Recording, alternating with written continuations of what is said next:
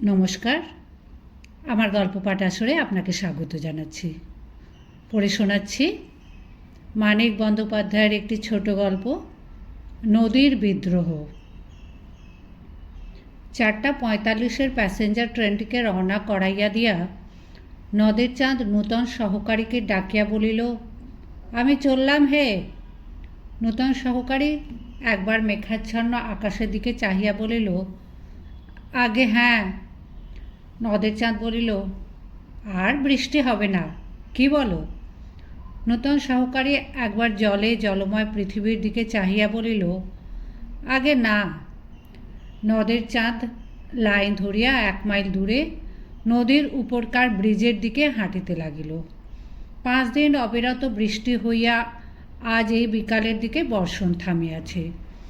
5 দিন নদীকে দেখা হয় নাই। নদের চাঁদ ছেলে মানুষের মতো ঔৎসুক্য বোধ করিতে লাগিল। আকাশে যেমন মেঘ করিয়া আছে, হয়তো আবার কিছুক্ষণের মধ্যেই প্রবল ধারায় বর্ষণ শুরু হইয়া যাইবে। তা হোক। ব্রিজের একপাশে আর চুপচাপ বসিয়া কিছুক্ষণ নদীকে না দেখিলে সে বাঁচিবে না।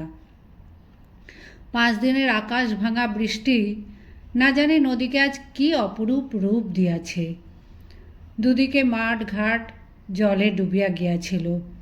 রেলের উঁচু বাঁধ ধরিয়া হাঁটিতে হাঁটিতে দুপাশে চাহিয়া চাহিয়া নদের চাঁদ নদীর বর্ষণপুষ্ট মূর্তি কল্পনা করিবার চেষ্টা করিতে লাগিল। 30 বছর বয়সে নদীর জন্য নদের চাঁদের এত বেশি মায়া একটু অস্বাভাবিক।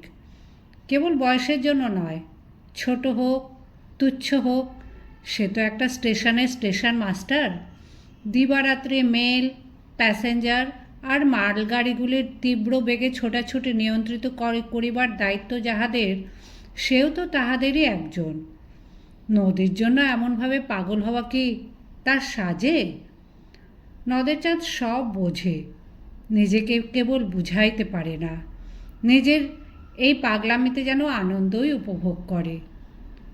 অস্বাভাবিক হোক, নদীকে এভাবে ভালোবাসিবার একটা কৈফিয়ত নদের চাঁদ দিতে পারে। নদীর ধারে তার জন্ম হইয়াছে, নদীর ধারে সে মানুষ হইয়াছে, চিরদিন নদীকে সে ভালোবাসিয়াছে। দেশের নদীটি তার হয়তো এই নদীর মতো এত বড় ছিল না, কিন্তু শৈশবে, কৈশোরে আর প্রথম যৌবনে বড় ছোটর হিসাব কে করে?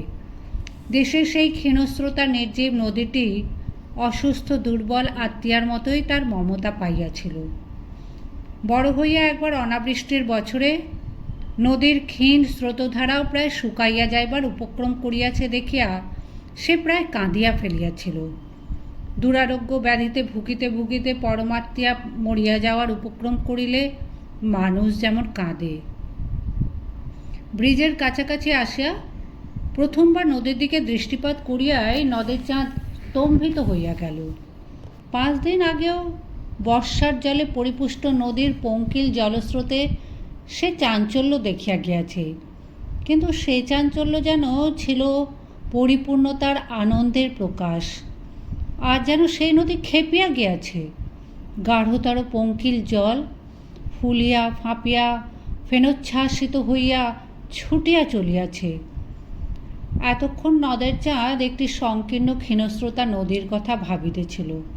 তার 4 বছরের চেনা এই নদীর মূর্তিকে তাই যেন আরও বেশি ভয়ঙ্কর, আরও বেশি অপরিচিত মনে হইল। ব্রিজের মাঝামাঝি ইট, সুরকি আর সিমেন্টের গাঁথা ধারক স্তম্ভের শেষ প্রান্তে বসিয়া সে প্রতিদিন নদীকে দেখে। আজও সে সেইখানে গিয়া বসিল। নদীর স্রোত ব্রিজের এই দিকে ধারক স্তম্ভগুলিতে বাধা পাইয়া ফেনিল আবর্ত রচনা করিতেছে। এত উঁচুতে জল উঠিয়া আসিয়াছে যে মনে হয় ইচ্ছা করিলে বুঝি হাত বাড়াইয়া স্পর্শ করা যায়। নদের চাঁদের ভারী আমোদ বোধ হইতে লাগিল। পকেট খুঁজিয়া পুরাতন একটি চিঠি বাহির করিয়া সেই স্রোতের মধ্যে ছুঁড়িয়া দিল। চোখের পলকে কোথায় যে অদৃশ্য হইয়া গেল চিঠিখানা। উন্মত্ততার জন্য ওই জলপ্রবাহকে আজ তাহার জীবন্ত মনে হইতেছিল। তার সঙ্গে খেলায় যোগ দিয়া চিঠিখানা যেন তাড়াতাড়ি লুকাইয়া ফেলিয়াছে। 2 দিন ধরিয়া বাহিরের অবিশ্রান্ত বর্ষণের সঙ্গে সুর মিলাইয়া নদের চাঁদ বউকে প্রাণপণে একখানা 5 পৃষ্ঠাব্যাপী বিরহ বেদনাপূর্ণ চিঠি লিখিয়াছে। চিঠি পকেটেই ছিল। একটু মমতা বোধ করিল বটে, কিন্তু নদীর সঙ্গে খেলা করা লোকটা সে সামলাইতে পারিল না। একখানি পাতা ছিঁড়িয়া দুমড়াইয়া মোচড়াইয়া জলে ফেলিয়া দিতে লাগিল। তারপর নামিল বৃষ্টি। সে কি মুষলধারায় বর্ষণ! ঘণ্টা তিনেক বিশ্রাম করিয়া মেঘে যেন নূতন শক্তি সঞ্চিত হইয়াছে। নদের চাঁদ বসিয়া বসিয়া ভিজিতে লাগিল, উঠিল না। নদী হইতে একটা অশ্রুতপূর্ব শব্দ উঠিতেছিল। তার সঙ্গে বৃষ্টির ঝমঝম শব্দ মিশিয়া হঠাৎ এমন একটা সঙ্গত সৃষ্টি করিয়াছে যে নদের চাঁদের মন হইতে ছেলে মানুষই আমোদ মিলাইয়া গেল। তার মনে হইতে লাগিল এই ভীষণ মধুর শব্দ শুনিতে শুনিতে সর্বাঙ্গ অবসন্ন হইয়া আসিতেছে। ক্রমে ক্রমে দিনের স্তিমিত আলো মিলাইয়া চারিদিক অন্ধকারে ছাইয়া গেল। বৃষ্টি একবার কিছুক্ষণের জন্য একটু কমিয়া আবার প্রবল বেগে বর্ষণ আরম্ভ হইল। ব্রিজের উপর দিয়ে একটা ট্রেন চলিয়া যাওয়ার শব্দে আকস্মিক আঘাতে ঘুম ভাঙিয়া যাওয়ার মতো একটা বেদনাদায়ক চেতনা কিছুক্ষণের জন্য নদের চাঁদকে দিশেহারা করিয়া রাখিল। তারপর সে অতি কষ্টে উঠিয়া দাঁড়াইল। বড় ভয় করিতে লাগল নদের চাঁদের। হঠাৎ তার মনে হইয়াছে রোষে ক্ষোভে উন্মত্ত এই নদীর আর্তনাদী জলরাশির কয়েক হাত উঁচুতে এমন নিশ্চিন্ত মনে এতক্ষণ বসিয়া থাকা তাহার উচিত হয় নাই। হোক ইট সুরকি সিমেন্ট লোহা লক্করে গোড়া ব্রিজ, যে নদী এমনভাবে খেপিয়া যাইতে পারে তাকে বিশ্বাস নাই। অন্ধকারে অতি সাবধানে লাইন ধরিয়া হাঁটিতে হাঁটিতে নদের চাঁদ স্টেশনের দিকে ফিরিয়া চলিল। নদীর বিদ্রোহের কারণ সে বুঝিতে পারিয়াছে। ব্রিজটা ভাঙিয়া ভাসাইয়া লইয়া দুপাশে মানুষের হাতে গড়া বাঁধ চুরমার করিয়া সে স্বাভাবিক গতিতে বহিয়া যাইবার পথ করিয়া লইতে চায়। কিন্তু পারিবে কি? পারিলেও মানুষকে তাহাকে রেহাই দিবে? আজ যে ব্রিজ আর বাঁধ সে ভাঙিয়া ফেলিবে, কাল মানুষ আবার সেই ব্রিজ আর বাঁধ গড়িয়া তুলিবে।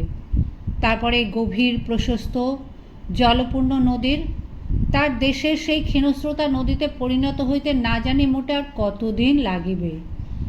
স্টেশনের কাছে নূতন রং করা ব্রিজটির জন্য এতকাল নদের চাঁদ গর্ব অনুভব করিয়াছে।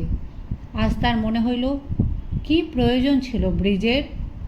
বোধহয় এই প্রশ্নের জবাব দেবার জন্যই পেছন হইতে 7 নম্বর ডাউন প্যাসেঞ্জার ট্রেনটি নদের চাঁদকে পিষিয়া দিয়া চলিয়া গেল ছোট স্টেশনটির দিকে। নদের চাঁদ 4 বছর যেখানে স্টেশন মাস্টারি করিয়াছে এবং বন্দি নদীকে ভালোবাসিয়াছে।